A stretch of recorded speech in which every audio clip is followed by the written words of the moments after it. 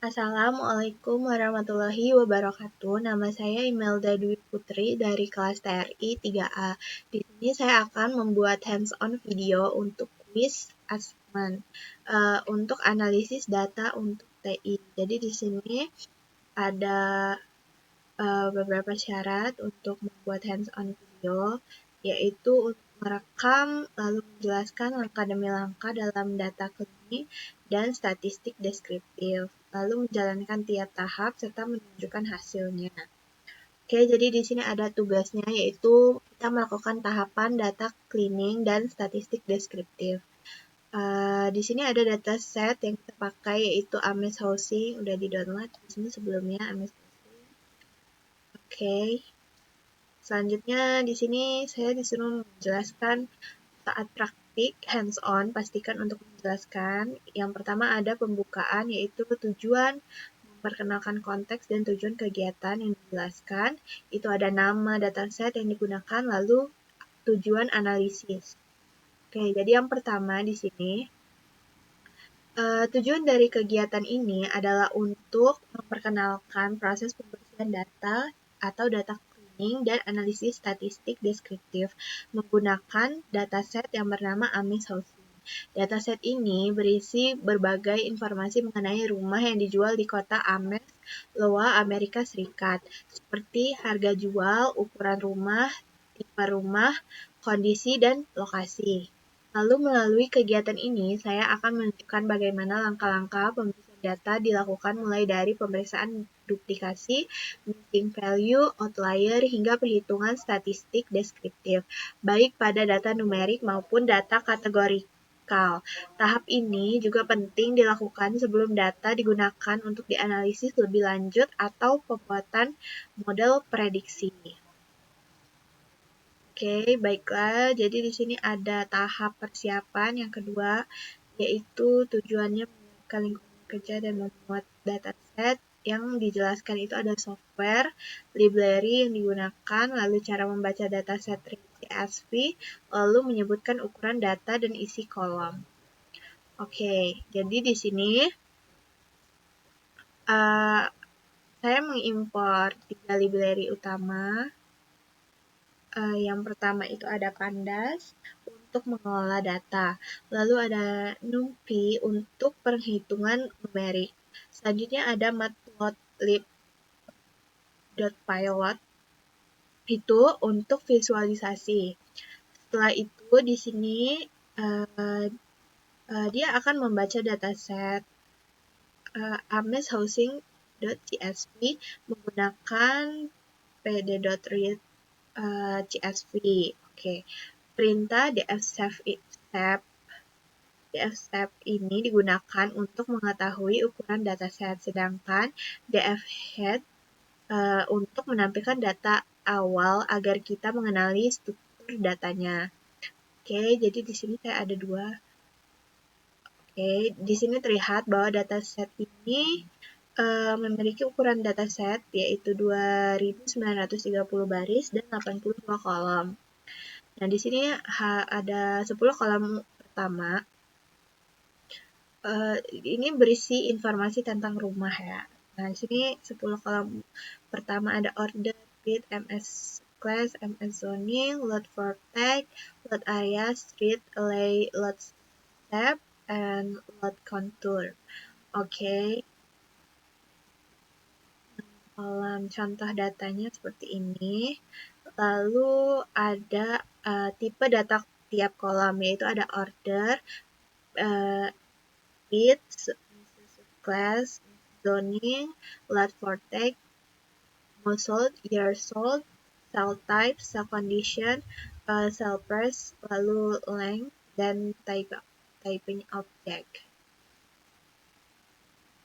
Selanjutnya ada pemeriksaan awal data, yaitu tujuannya memahami struktur dan tipe data. Lalu yang dijelaskan itu ada output, fitur mana saja yang masuk ke golongan kualitatif dan kuantitatif, lalu kolom salah, missing type, data angka disimpan sebagai string, lalu jelaskan pentingnya mengapa tipe data sebelum dianalisis.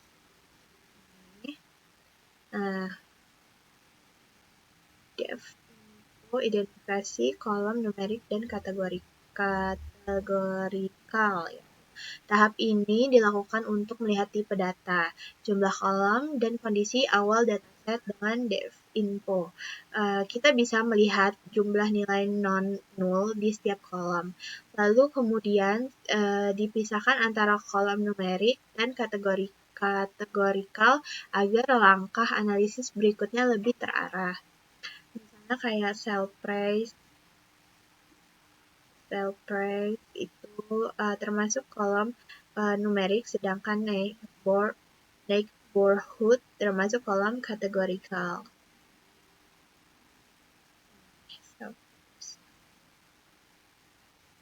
Nah, di sini ada jumlah kolom numeriknya ada 39, lalu jumlah kolom kategorikal ada 43.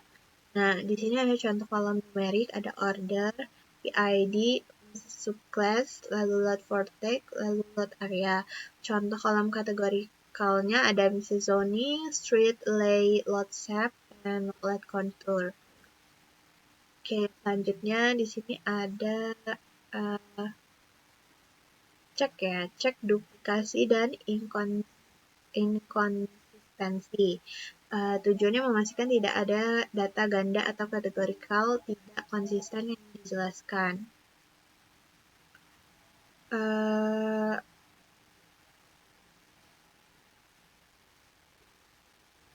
Selanjutnya ada hasil DF duplicated sum. Lalu kategori tidak seragam, jelaskan apakah data mengandung duplikasi dan inkonsistensi. Oke, di sini dari yang ini df.duplicated sum nih, jumlah baris duplikat, contoh kategorinya neighborhood. Oke. Di sini saya mengecek apakah ada data ganda atau duplikasi menggunakan df duplicate sum. Oke, jika ada, data tersebut akan dihapus agar analisis tidak bias. Selanjutnya, di sini memeriksa contoh kolom kategori seperti neighborhood untuk melihat apakah terdapat perbedaan penulisan. Misalnya huruf besar kecil yang dapat menyebabkan data ganda secara tidak sengaja. Nah, di sini ada hasil runningnya, 10 nilai unik teratas dari kolom neighborhood. Nah, di sini ada names. Oke, name count type 24. Oke, selanjutnya ada check missing value ya. Tujuannya mengidentifikasi data kosong dan menjelaskan strategi penanganan yang dijelaskan. Hasil DF sum atau visualisasi. Oke, jadi bisa satu ya. Oke, lalu ada kolom dengan missing terbanyak. Alasan memilih median untuk numerik, modus, dan kategori. Oke,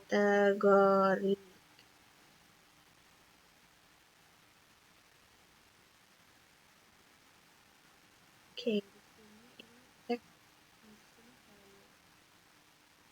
Oke, ini.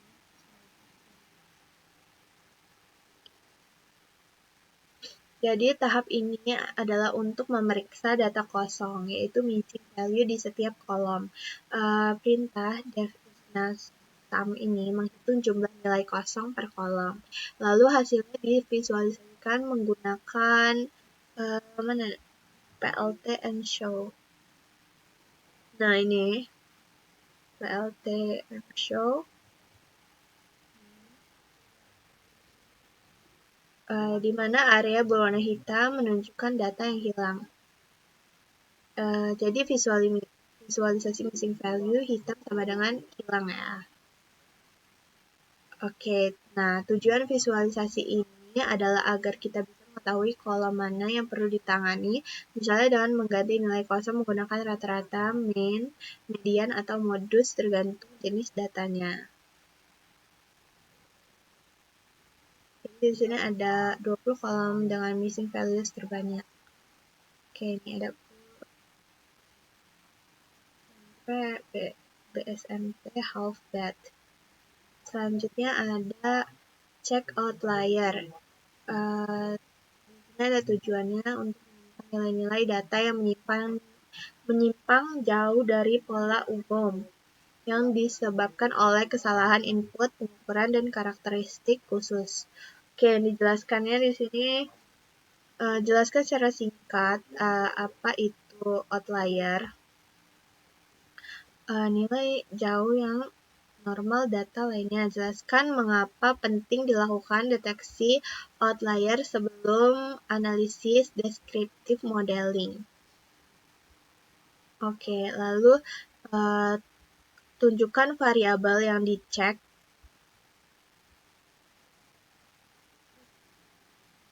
Yang dicek misalnya monthly charges, lalu total charges, tenure, lalu jelaskan variabel tersebut. Contohnya kayak saya memeriksa monthly charges karena biaya bulanan sangat murah.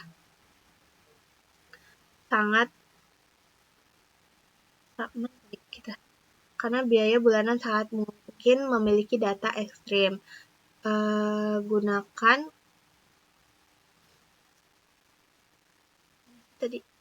Gunakan visualisasi Blogspot atau histogram.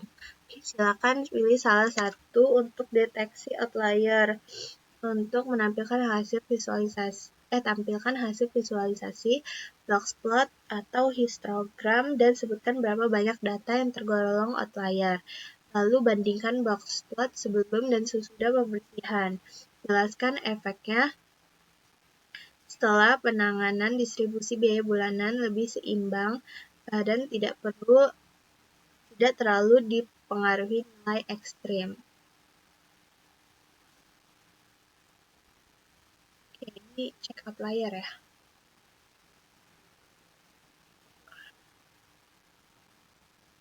Cek outlier.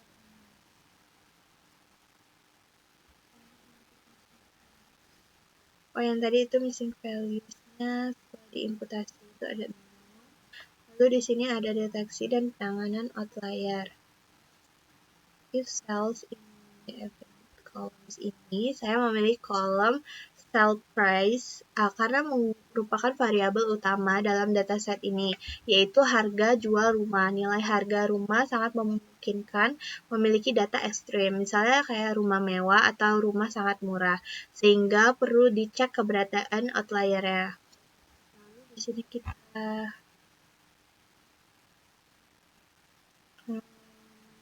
hitung batas.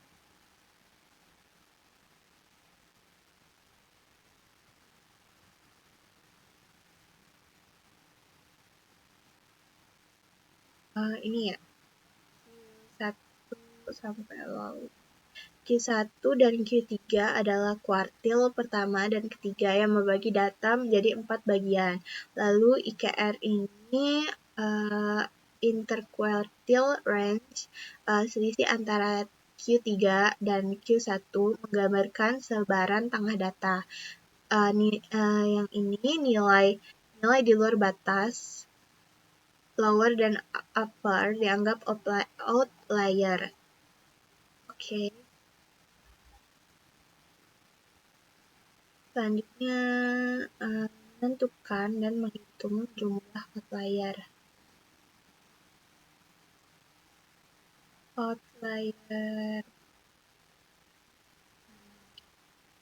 Baris ini membuat mask atau penanda untuk setiap baris yang termasuk outlier. Kemudian sum menghitung beberapa banyak data outlier yang ditemukan. Misalnya hasilnya kayak jumlah outliernya ada 55. Artinya ada 55 rumah dengan harga sangat ekstrim. Lalu di sini ada Blogspot sebelum pembersihan dan sesudah. Blogspot ini memperlihatkan sebaran data titik-titik di luar garis batas menunjukkan nilai-nilai outlier. Sebelum pembersihan nilai terlihat cukup banyak titik-titik di sisi kanan, menandakan ada banyak rumah dengan harga jauh lebih tinggi dari rata-rata. Lalu menghapus outlier dan membuat plot baru. Baris ini menghapus semua baris yang ditandai outlier mask.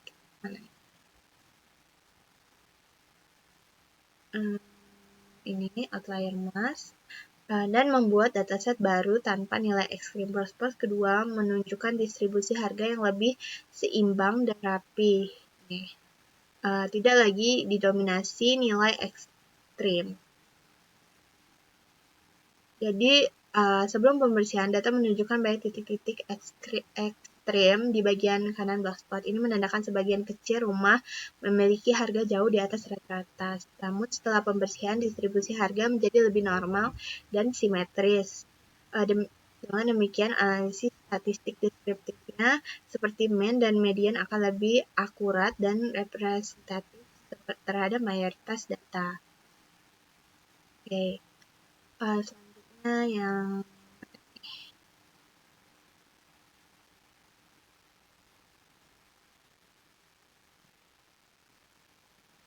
selanjutnya statistik deskriptif kuantitatif ya. Tujuan menggambarkan data numerik secara ringkas, menjelaskan hasil describe atau table mean, median, STD, CSV, IKR, arti nilai rata-rata simpangan baku sipil, satu contoh investasi. Oke. Sini nomor 7 deskriptif kuantitatif.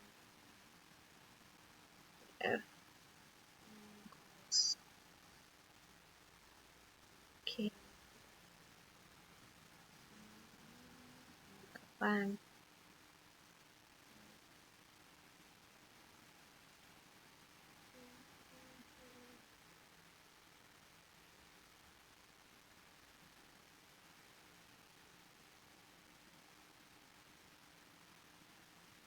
Describe.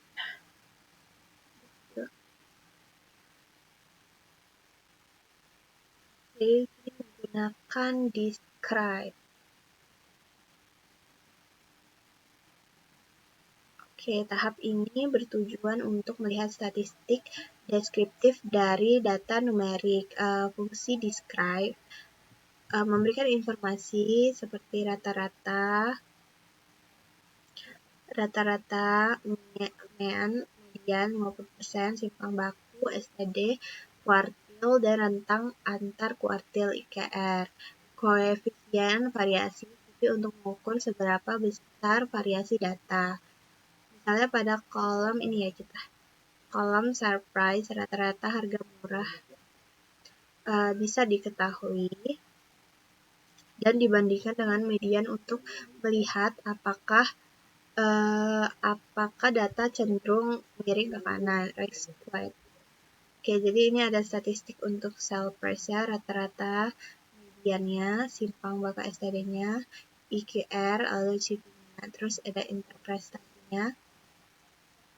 Oke, rata-rata harga rumah adalah dengan simpang baku 58,989. Nilai IKR menunjukkan sebaran tengah harga rumah, yaitu selisih antara kuartil atas dan bawah. CV sebesar 0,35 menunjukkan variasi harga rumah tergolong sedang, harga antar kuartil tidak terlalu beragam. Oke, masih statistik deskriptif kualitatif. Oke, tujuannya mendistribusikan yaitu frekuensi dan presentasi variabel dominan makna terhadap konteks contoh sebagian besar pelanggan menggunakan kontrak bulanan. Oke, ini jadi 8-nya kan ada 2, jadi digabung ya. Tujuan grafiknya histogram, boxplot, apa yang dilihat dari grafik, kaitkan dengan hasil statistik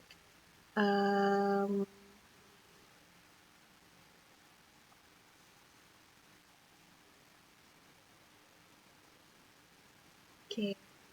Jadi di sini nomor 8 ada statistik spesifik, deskriptif, kualitatif ya. Hostile gitu.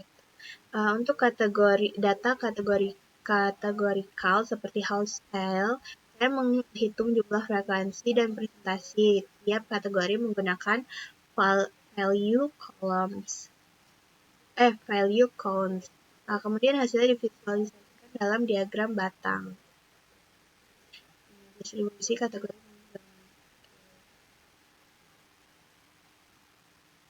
Oke.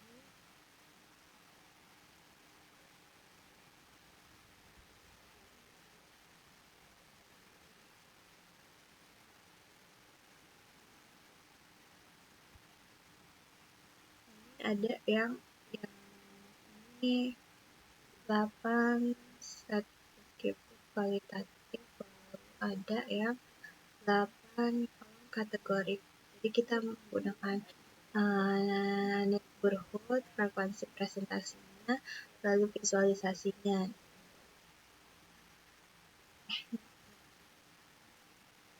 Distribusi variabel neighborhood. Lalu di nomor 9 ada PLT hits. Ringkasan. Oke. Histogram ini menunjukkan distribusi harga rumah sale price dan dari grafik terlihat distribusi miring ke kanan.